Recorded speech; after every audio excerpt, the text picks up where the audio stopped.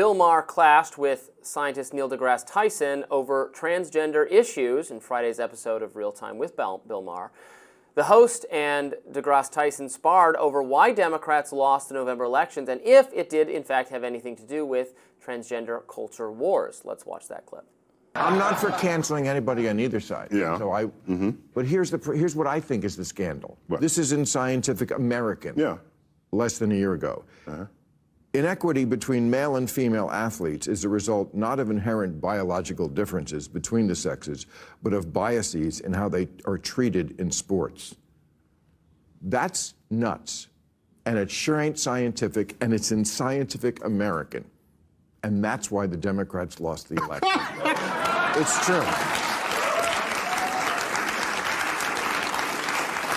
Bill, every 20 minutes on your platform, you come up with another reason why the Democrats lost. No. You already have the answer. They lost the election. So anything you say That's is not why true. they did it. First of all, you don't watch this show, so you don't know that. I know you don't, and it's okay. But you talk as if you do, and you fucking don't. And that's okay. Just don't bullshit me. That's the one thing people can't ever do on this show is bullshit me. And that's fine. But I don't say that. I have very good reasons. But engage with the idea here. What I'm asking is, Scientific American is saying, basically, that the reason why an WNBA team can't beat the Lakers is because of societal bias. What you're saying is not Scientific American says that. An editor for Scientific American says that who no longer has the job. So don't indict a 170-year-old magazine because somebody Okay, this is called Scientific American, and they're printing something because someone enters the cesspool that is social media and then participates in that exchange. So why can't you let's just talk about science? Why can't you just say this is not scientific and Scientific American should do better? It looked like they were having a fun time. Absolutely, a good debate. It's almost rising like over in Real Time with Bill Maher these days. Yes. Now, well, I have a few views on this, as you might imagine. One thing I thought was interesting was how uneasy Neil deGrasse Tyson seemed there. Yes. Not a man who is reluctant to share his opinion. No. And generally. Right, exactly. And he seemed to be avoiding the point that Bill Maher was making. Now, I have taken exception to various things Bill Maher has said in the past, and I do think on the election, and indeed in terms of politics generally, he is prone to deciding that the certain number of things that Bill Maher cares about passionately are the things that are decisive in elections and nothing else matters. So I don't love that.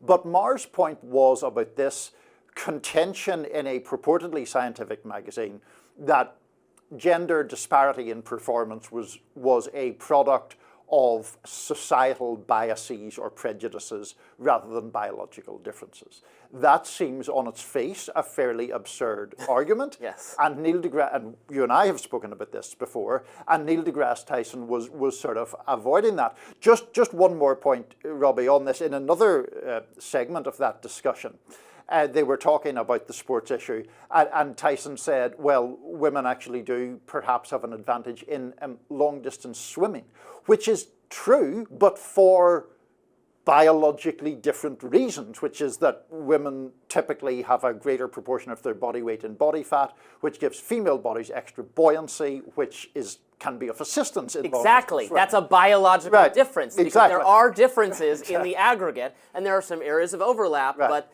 it's starker differences in terms of elite athletic ability than movies and entertainment suggest to us when there's always like a kick-ass female soldier or assassin or something. Doesn't exist in real life for the most part. Well, I mean, there are female assassins in real life, but anyway, yes. But there are, there are exceptional abilities, and there are occasional people who have some biological abnormalities or genitalia growth. Yes, there are exceptions to every rule, and we got to figure out how to accommodate those people in non-cruel sorts of ways, but it's just so clear in terms of sports.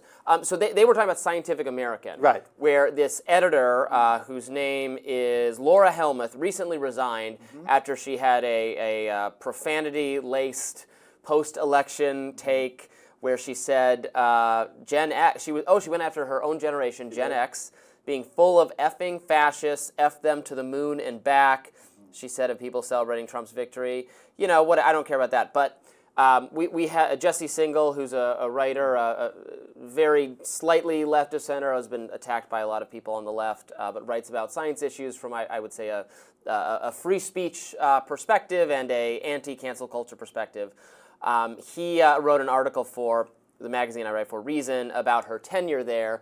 And it's not just like one or two bad tweets from this woman. She presided over this very prestigious institution publishing so much nonsense on these kinds of topics. He has a roundup of them. Scientific American, he writes, under Helmuth, when it was bad, it was really bad. They published Denial of Evolution is a Form of White Supremacy. They published, this is my favorite one, Why the Term Jedi is Problematic for Describing Programs that Promote Justice, Equity, Diversity, and Inclusion. So DEI is usually the shorthand we use for this, but apparently at some point people were proposing Jedi for Justice, Equity, Diversity, and Inclusion. You know, that's catchier. Jedi is, we know what Jedi are from Star Wars. Sure. But so this is an article saying don't call these programs Jedi because in the Star Wars franchise, the Jedi are a religious order of intergalactic police monks prone to white saviorism and toxic masculinity. Violent duels with phallic lightsabers, gaslighting by means of Jedi mind tricks, etc. You'd think this is parody. No. This was actually published in Scientific American. I mean, I certainly hope you know that I'm not going to be defending that sort of thing. Look, I mean, I don't know anything really about Laura Helmuth except the fracas that erupted over those tweets. Well, they were actually on Blue Sky, I believe, but the social media messages going after people who had voted for Trump. The excerpt that you just read seems pretty risible. I'm sure she would defend her tenure in other ways. I've no idea exactly what those ways are. But the bigger point is, I think, about how discussions around science have become politicized, and people typically on the left would complain about the influence of industry or moneyed interests on science and whether research has been skewed to support sort of corporate interests. But then whenever you do have something like the Scientific American, a very prestigious publication, as you say, appearing to adopt a very, very ideological and quote-unquote woke lens to look at science, I think that's obviously a problem. I mean, I will never forget. I remember where I was when my just faith in like scientific experts was broken. I was sitting on the middle of the pandemic, sitting on my patio, the summer of the initial year of the pandemic, and I was seeing statements on Twitter and quotes from Fauci-esque people, not exactly Fauci, but all saying that as the protests were spilling out into riots over George Floyd, the summer of Black Lives Matter and everything, and the same people who had said that that everything had to be shut down and locked down and wear a mask on the side, and we were still in the midst of absolute levels of lockdown, and you'd been accused of an exercise in ritual human sacrifice for just going to the beach, as they said of people in Florida. But the protesters, because they were protesting racial injustice, and racial injustice is also a kind of malady for which the cure is mass social unrest, that was okay. And that broke me, and that broke a lot of people, because racism is not a disease in the same sense that COVID was a disease. It's not your diagnosis that this is is a political science or social change kind of argument that protesting is the right way. Maybe it is or maybe it isn't. But you as a disease reacher have no expertise or knowledge about what moves public opinion or what is the right way to respond to a complicated social problem versus an actual medical problem. And that was when I realized, like, these people are just going to say, they're now going to purport to be experts in every realm of human behavior. And then if you challenge them, they're going to say, well, you can't disagree with scientists. And I really dislike that, as did a lot of people watching right now. I think that is part of a longer discussion, Robby, about the politicization of science, and we can get to that at some other point. And I think today we will get in a later segment through the issue of, we will return to the issue of the trans topic and how it may affect the election.